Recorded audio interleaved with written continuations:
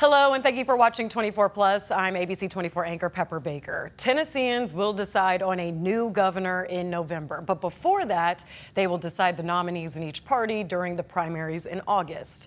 And here in the studio today, we have Memphis City Councilwoman Jerri Green, who is running on the Democratic side. And if elected, you'll be the first female governor of Tennessee. So that is awesome, and thank you for joining us today. Thank you so much for having me. Of course. So before we get really into your campaign, there is some breaking news today about the Memphis Shelby County Schools audit results that came out. And the headline of it is that the state found $53 million in potential abuse and waste. So you are a city leader, and the governor had a big part of this whole entire oversight board, and the audit was part of that reasoning. So first, your reaction to the results, and I know this is today, so not sure if you had a chance to read through all of it.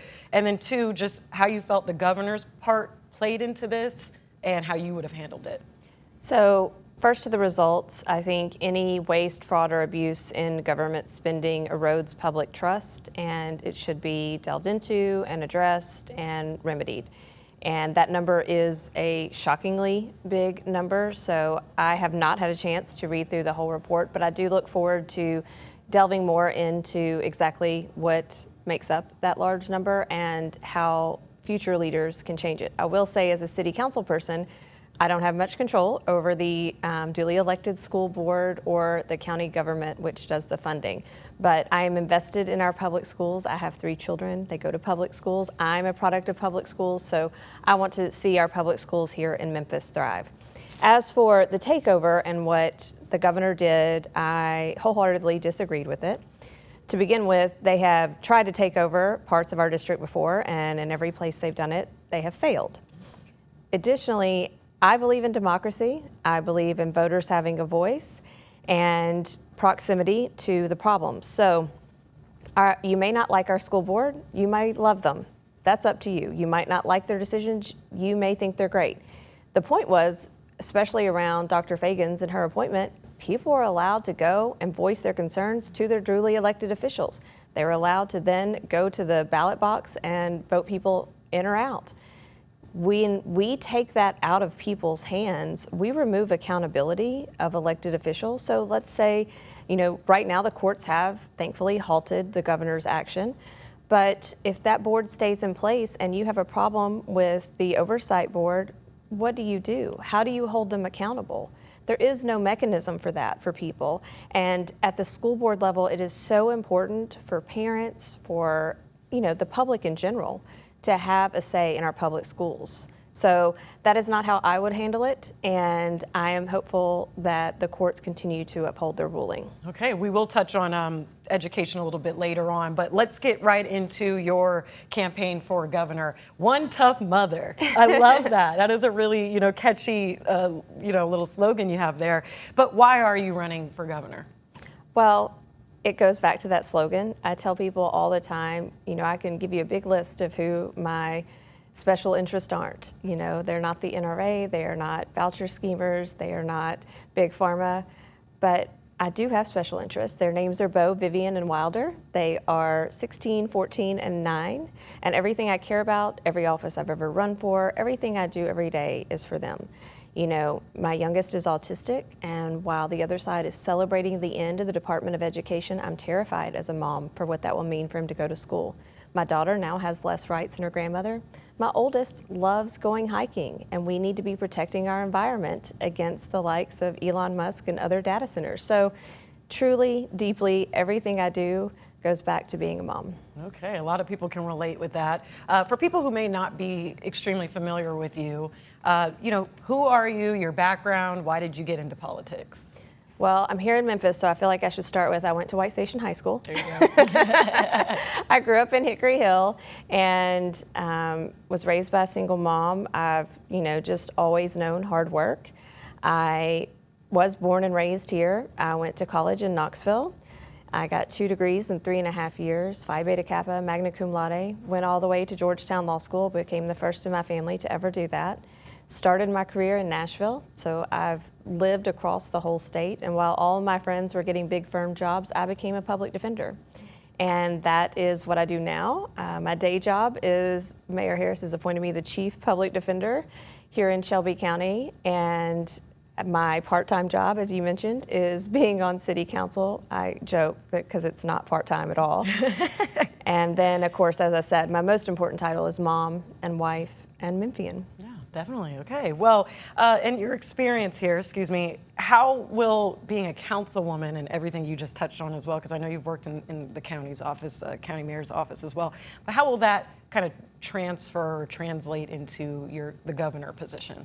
So not only would I be the first governor to have lived in all 3 grand divisions of the state and have roots across the state, but I would be the first known one to have worked in all 3 branches of government, right? So as you mentioned, I was senior policy advisor and deputy chief of staff to Mayor Lee Harris in the executive branch. I'm on city council in the legislative branch, and clearly as chief public defender and even as a line attorney, I've been part of the judicial branch. I think that helps.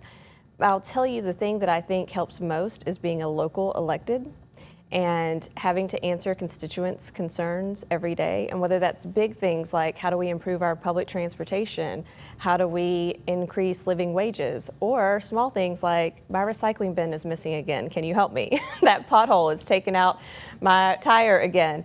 You have to be responsive to people every single day. And I think that's one of the things that will serve me really well. But yeah, I do have a law degree, and I think that might be important. As a governor, we pass more lawsuits than laws, I like to say. And so potentially having somebody with a veto pen that actually understands the implications of the legislation, both legally and then to people on the ground, I think is what's most important. Yeah, okay, good start there. And you mentioned stuff that I really wanted to get into about the city budget, which is something that you all just approved or recently as well.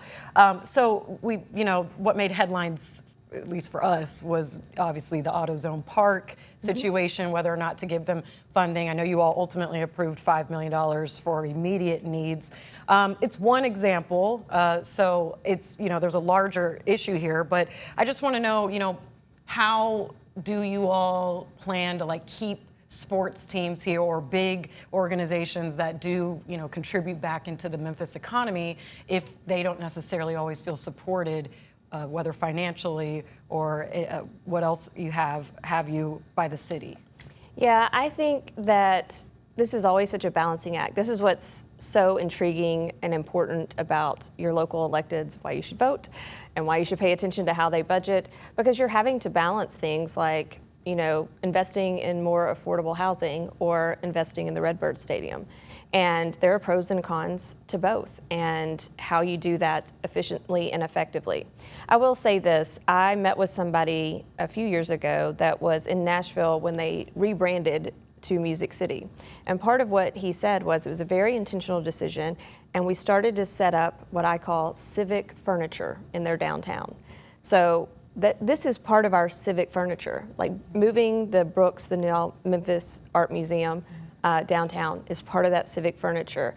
Having the symphony play at the Cannon Center downtown is part of our civic furniture. And the Redbirds is part of our civic furniture downtown. And we've invested so much in it. So, we want to see it thrive. We want to see it packed full. I love the Redbirds. My kids rolled down the hill. We love the Redbirds. Yeah. But we also have to be smart with taxpayer dollars. And so it is important that we do investigate every dollar that is spent and make sure that we're getting the full story. And, look, the truth of the matter is the state is always going to have more funding. And they stepped up and helped with the Liberty Bowl. They stepped up and helped with FedEx Forum. And so they've invested a lot in downtown Memphis and in downtown safety over the past few years, thanks to Mayor Young. And so this is another place where they could help supplement if needed. So that perfectly segues. As governor, how will you look out with your experience of being a city leader here in Memphis, how will you look out for this part of the state, and especially Shelby County and Memphis specifically, but West Tennessee, for funding? So look, I'm not going to just represent Memphis, but I will also say this as a Memphian. We have not had somebody in the governor's office that was born and raised here for over 100 years. And when you're not at the table, you're on the table. And we have often been forgotten and left behind when it comes to funding. And I think it's important that West Tennessee in general have a voice and a seat at the table of power so that they are not left behind. I think about Region 1. You know, that is our level 1 trauma center for the whole region. It is not just for Memphis, but it is mostly Memphians who use it, and we can't get funding from the state. That is where our firefighters go when they get burned. That's where our police officers go when they get shot. That's where our sickest babies that are born prematurely go. We're talking about the most vulnerable people in our state, in our region, and we can't get funding from the state. So I say all that to say, I think it's important to have somebody from this side of the state back in Nashville to help represent us. But you know, the truth of the matter is I have made over 120 stops across the state from one corner to the other. And the problems that we are facing, that we are seeing, are the same throughout. And the things that people want are the same throughout. They want affordable health care. They want good schools. They want a job that pays a living wage so that they can support their families. And that is not uniquely Memphian. Right. But there are uniquely democratic and progressive ways to make that happen. Something that is maybe uniquely Memphis and Shelby County is the headlines we've had about grant programs here between the county and the city.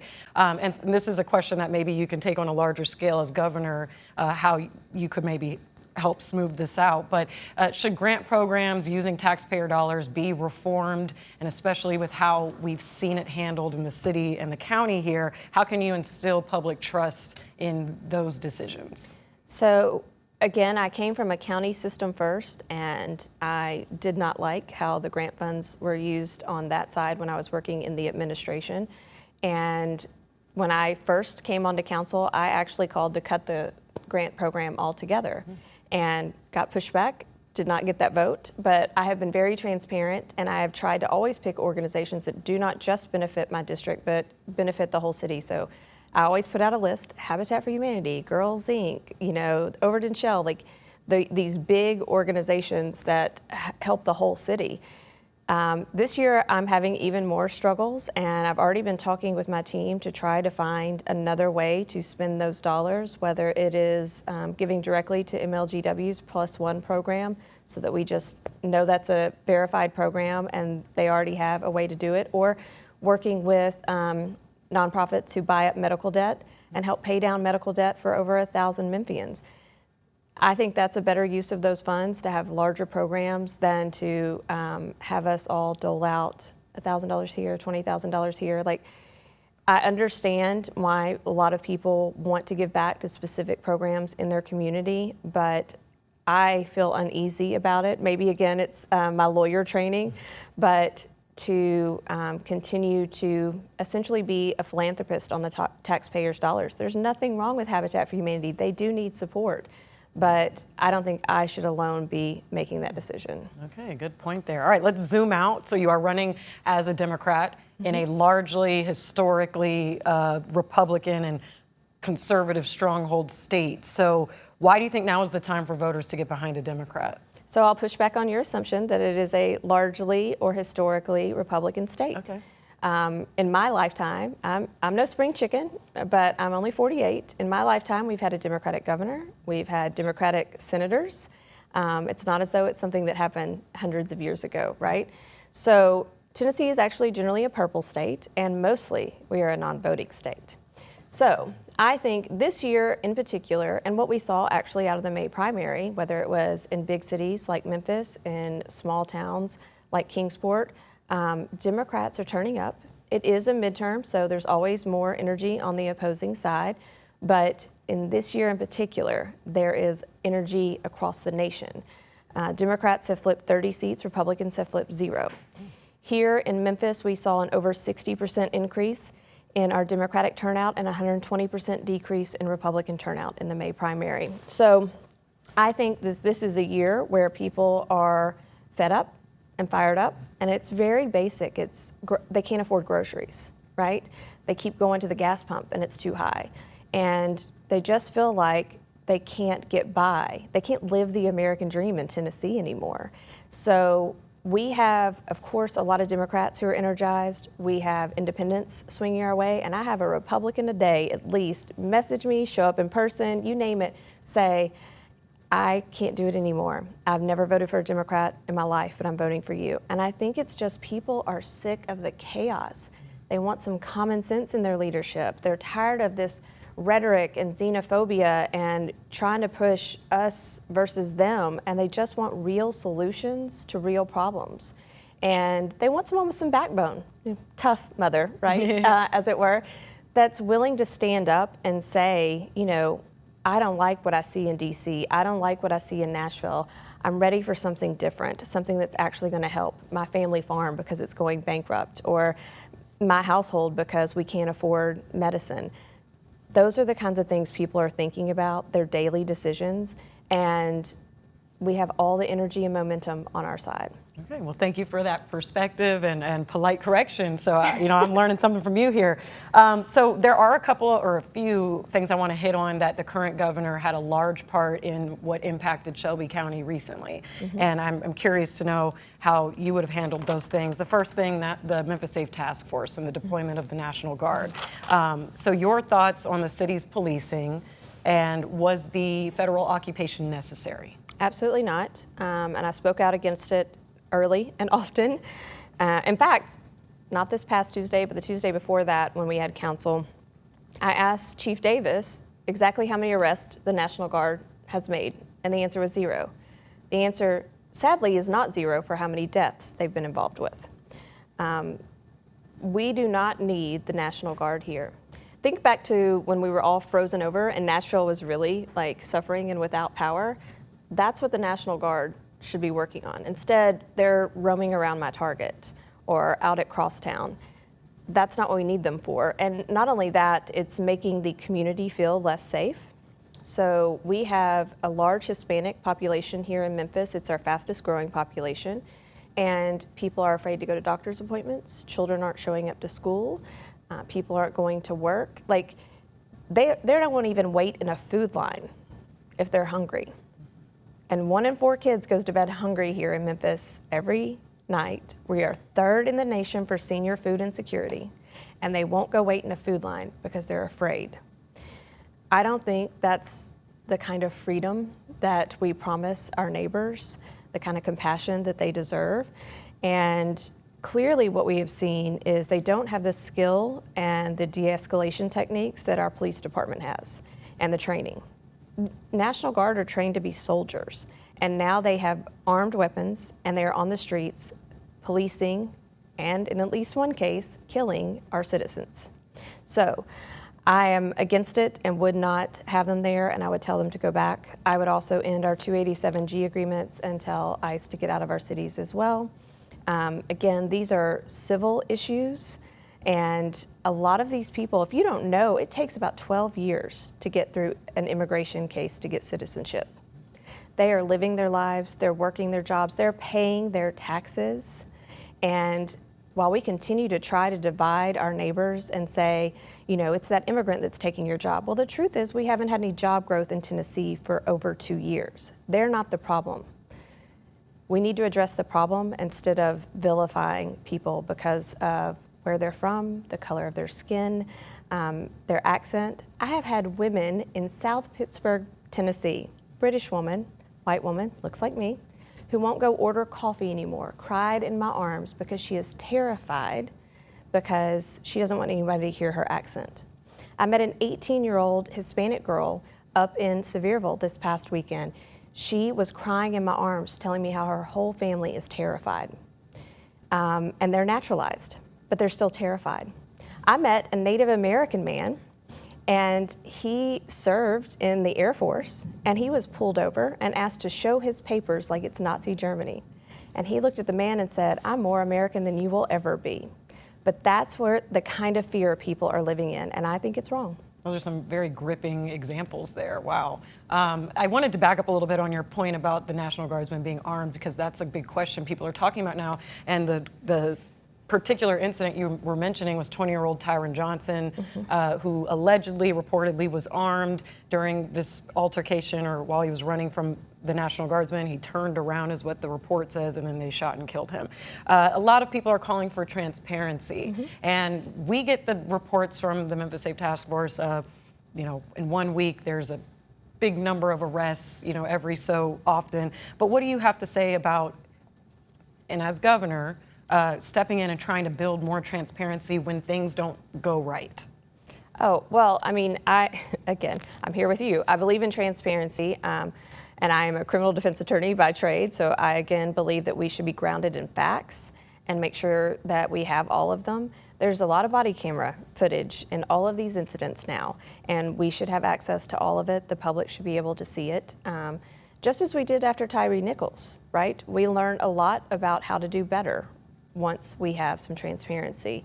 But the truth of the matter is they just shouldn't be here. They're not trained to be police. They're not making any arrest, and they certainly should be roaming our streets armed. They should be back with their families and their communities and off of our taxpayer dime doing nothing. A lot of people thought they weren't going to be armed, and then on social media when this incident happened, it seemed like the state did in fact make that decision, but it was quite quiet how they went about it. Oh, I noticed it immediately. So when the National Guard arrived, I was told by the administration that they would not be armed. And the first pictures that came out of them walking in front of the Bass Pro Shop, I could see holsters on the sides of their legs. So I knew from day one they were going to be armed. Wow. Okay, just in the sake of time, congressional redistricting. We know Governor Billy got a lot of pressure from Senator Marsha Blackburn shortly after the Supreme Court made the decision out of Louisiana. She took to Facebook to say special session in Tennessee needs to happen now, and then he called one, and we are where we are today. You're obviously, I could probably guess what your stance is on that, but how would you handle that situation? Do you think it was about partisan? Or do you think it had, racial intent here? And then just how will you stand against Republican leaders when you have a Republican senator who is very tight with the president pushing to have this done in Tennessee? Well, I think it's past time for us to have a leader with a backbone that's willing to stand up to Donald Trump and to his antics. So that won't be tough. And I have spent my life, standing up for the little guy in the courtroom, so I'm ready to do it in the governor's seat as well. But the redistricting was obviously and overtly and now factually proven to be racial. That it was a power grab because when your policies aren't popular, you have to rig the game. And right here in Shelby County, we have about 500,000 active voters. That means if we showed up and voted, not only could we take the governor's mansion, we could take all 3 of those congressional seats, even as they're drawn. So people need to go out and vote. But on top of that, what they've done is recognize our power. Why else would they be trying to divide it up? But the truth of the matter is, you can't gerrymander courage or conviction, and you can't redraw a map to erase every Democratic vote in Tennessee. It's just not possible, especially in my race, which is a statewide race. I'll say this on this point. Just as Bill Lee was able to call a special session to redraw all those maps, I too can call a special session. And the first thing they did in that special session, if you'll remember, is they changed the law to make it where they can do redrawing of maps between apportionments, between census years. So we can call a special session and we can ask for fairer maps. And if they vote me down, we can call another one. And we can continue to call them until they come to the table. And do you know what they can't do as state legislatures and state senators when they're in session? Fundraise. So there are absolutely levers of power if you're willing to use them. But Democrats have been calling for fair maps for years. It is outrageous what they did in Nashville. It's outrageous what they've done to Memphis. And again, they're putting forward that we are a solid red state when we are not. They are picking their voters instead of allowing the voters to pick their politicians. Okay. Wow. Yeah, that was a good point. They're strong. Data centers. I've seen your social media posts about this as well. You might have had a few, but one came across. XAI is here. One thing that I've been reading is about the enthusiasm for XAI from state leaders versus the hesitance of data centers being built in Nashville, particularly one that has plans to be near the Nashville Zoo. XAI seems to be here to stay, but as governor, what needs to happen to really make stricter regulation as far as gas turbines, noise, all the things that put people at risk? Well, to be clear, I think that we need to have a moratorium statewide until we get this figured out. I do think that the difference in what you're seeing out of state leaders in Nashville versus Memphis is a lot of, Marsha Blackburn came out and said, I used to be on the board. I'm sure board members of the zoo called her, and that's how she thinks things get done. And so if her former board members don't like it, then she doesn't like it. Well, the point is the people don't want it. And the people of South Memphis also weren't involved in having this come here. So on that point, I will say everybody needs to learn from Memphis and that what we've put in place since then, zoning regulations around the turbines and getting onto solar power, building the gray water facility, investing a quarter of the tax profits back into those immediate geographic areas, setting up a community advisory board to help us figure out how to spend those monies. All of that needs to be set up. But it's kind of like being at the tipping point of the Industrial Revolution, right? When all of these big factories came into place, suddenly there was black smog in the air and there was child labor and people were losing an arm in a machine, right? Mm-hmm. And so we were like, hold on. Maybe we need to set up the EPA and work on our air quality. Maybe we need to have child labor laws and say this is wrong. Maybe OSHA needs to come in and put in some safety regulations. Maybe unions will help fight for healthcare benefits or 8-hour days or weekends, right? We're at that tipping point where we are going to have to put in all of those regulations so we can stop all those horrific consequences.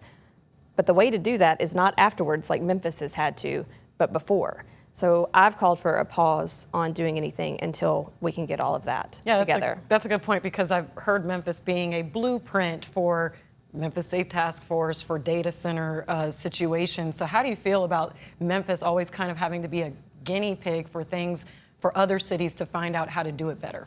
Well, the whole state of Tennessee, they're pushing through Stephen Miller's racist Project 2025 as fast as they can in the state legislature. And so we continue to be a testing ground for them to learn from their mistakes and then do it better.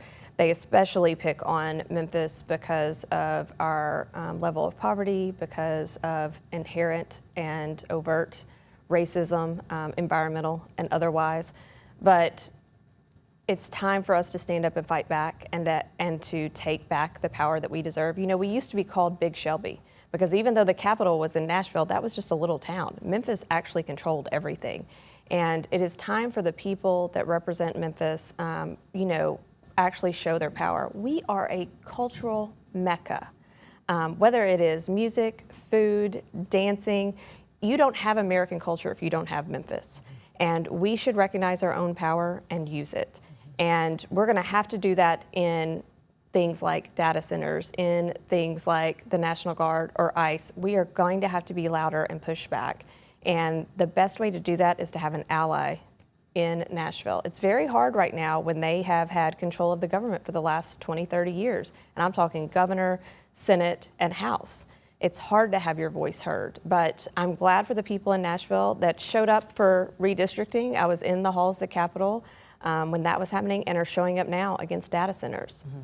And we're going to go into a little bit of overtime, we're nearing the end here, but 5 more minutes. And I would be remiss if we didn't talk about the advantages that we've seen from Memphis Safe Task Force, cutting crime down at a pretty fast rate, and then economic development of data centers like I.C.E, creating revenue for this area. So I have to just ask you about the balance of that. We are seeing some positives from it. So how do you, handle that perspective? Well, on the crime front, I will say we were already at a 25-year low before the task force showed up. And as C.J. Davis said, all of the numbers that you are seeing, you can go back and watch the tape because I asked her directly, all of these numbers, the percentage of drop, when I ask her about why that is happening, she says it is because of the work of the Memphis Police Department. We have also invested in youth mental health court, in summer job programs, in blight reduction. We've done a lot of other things that, again, have nothing to do with the National Guard or the Safe Task Force being here.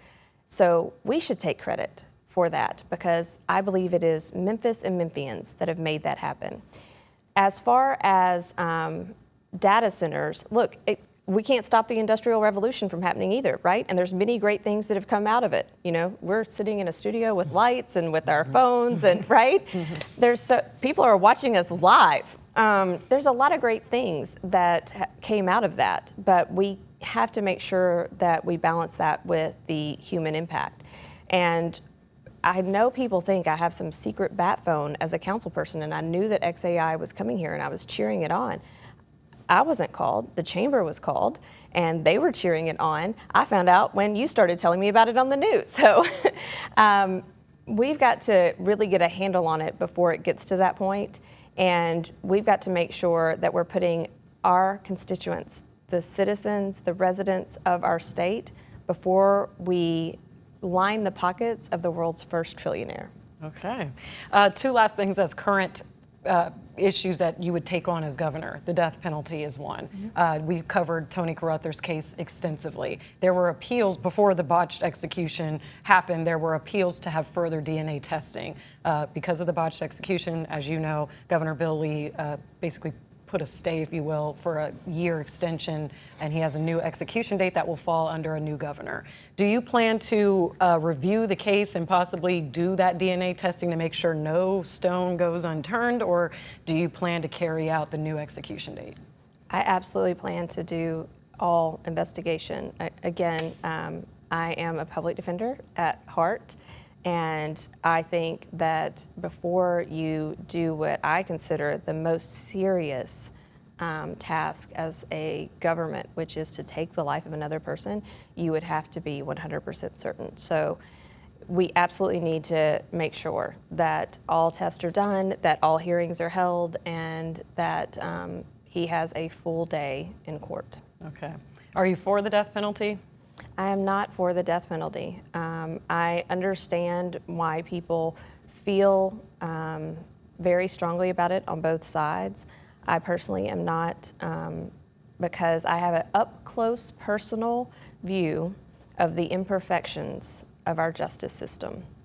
And because of that reason, it is entirely impossible for me to understand why we would think that it would be a good place for us to be deciding whether somebody lives or dies. Okay. And, you know, back on kind of economic development, this big conversation around Starbucks headquarters moving into to Nashville, so into Tennessee. How will help our viewers understand why this is important, and also how will West Tennessee get those dollars? Well, we shouldn't be giving tax breaks to billion-dollar corporations. I mean, so in my ideal world, they wouldn't be getting this, and they won't ever trickle down to us. I mean, that's like the Republican playbook, which is if we give this corporation a tax break, then it'll move in, and then it'll create jobs, and then that'll boost the whole economy, except for it never happens. The people move from wherever they are, and they're not actually trickling down. You want to help a community, here's how you do it. Remember when SNAP was frozen? Okay. Again, I talk about people being hungry. So imagine if the state steps in when SNAP gets frozen and they give a single mom like my mom a food stamp card where she can go to the farmer's market and buy fresh fruits and veggies for me and her. Well, then that farmer can get his tractor repaired by the local guy that works down the street. That repairman can take his wife out to their favorite Italian restaurant, also owned by a local guy. And that restaurateur owner can then go to the used car dealership and buy his 16-year-old a beat-up car that he knows he's going to wreck. That's actually how you help an economy. You start at the bottom instead of starting at the top. So I don't have any illusion that we are going to see anything out of the Starbucks deal. This is much akin to the $1.5 billion that Bill Lee rolled back in corporation taxes last year. And instead, if you want to know what I would do as governor, I would roll back the grocery tax. We're one of few states that still have it, and it's an enormous one. It's almost 10%.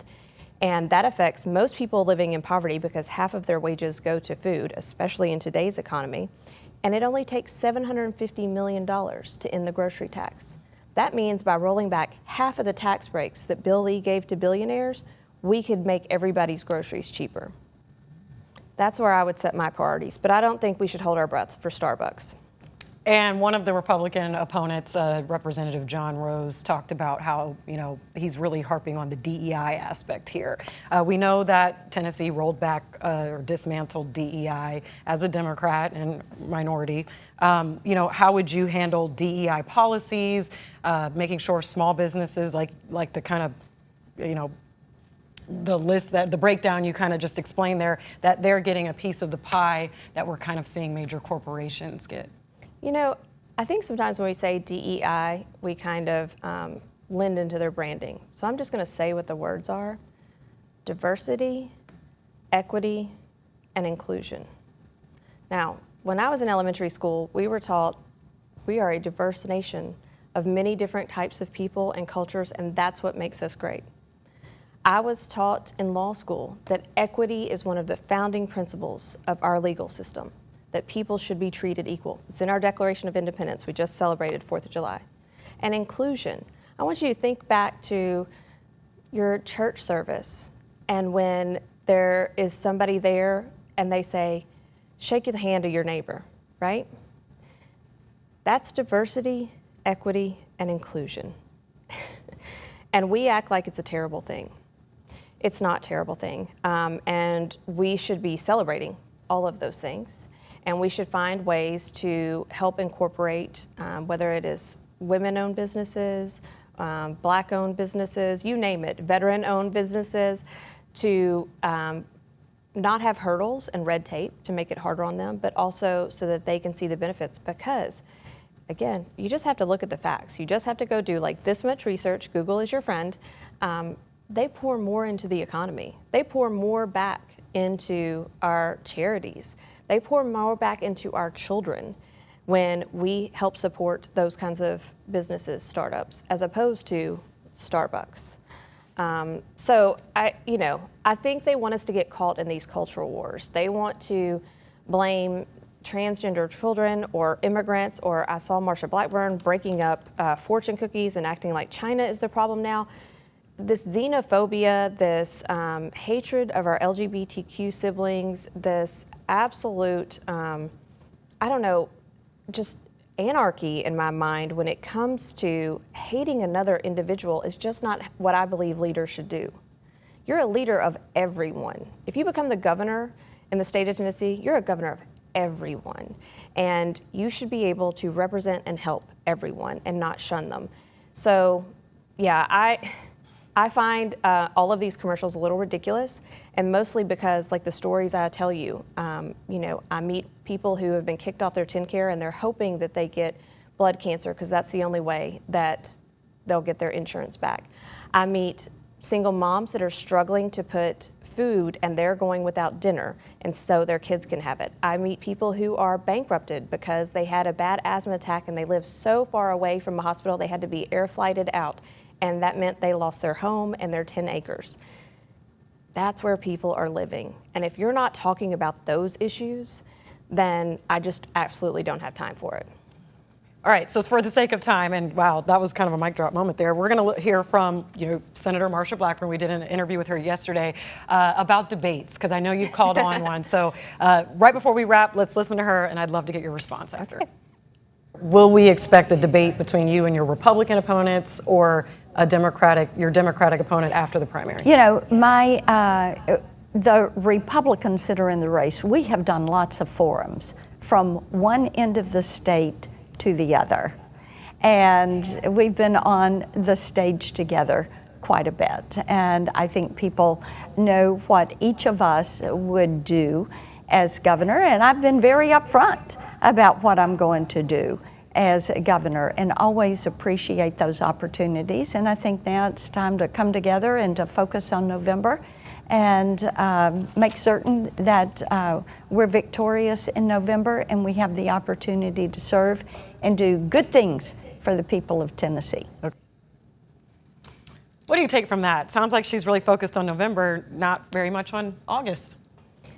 So I want to be very clear. I have done debates with all of my Democratic opponents. The college Dems, the Young Tennessee Dems, had a forum at MTSU. We're all on the stage. We're all asked the same question.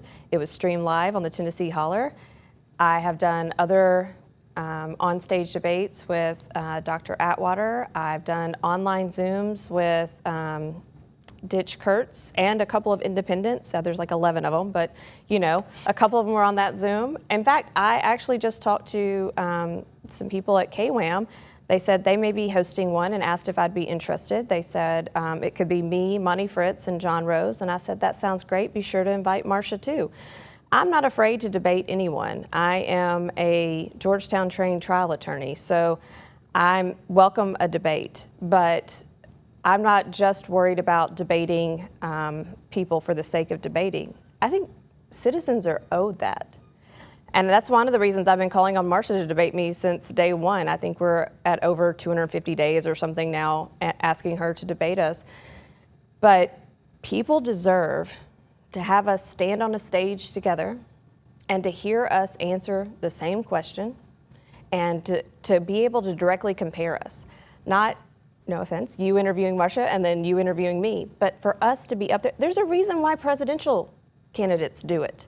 It is a test to be able to see and to say to the public, I actually have the policy knowledge, I actually have the backbone to do this, I actually have the heart to help people, and not just a bunch of blank talking points.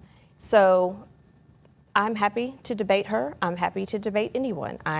Hopefully we'll be able to set up whatever on the conservative radio show, but I'm not afraid to debate, and forums aren't the same as debates.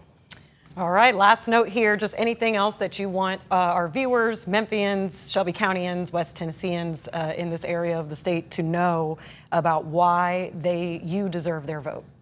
Well, I hope that they'll go to our website, greenforgovernor.com. I hope they'll look at both my history here in Memphis and our full platform and our day one plan. We don't plan on waiting to get to work. We plan to get to work day one. I also hope if they are interested in our campaign, they sign up to volunteer, give us at least 1 hour between now and November.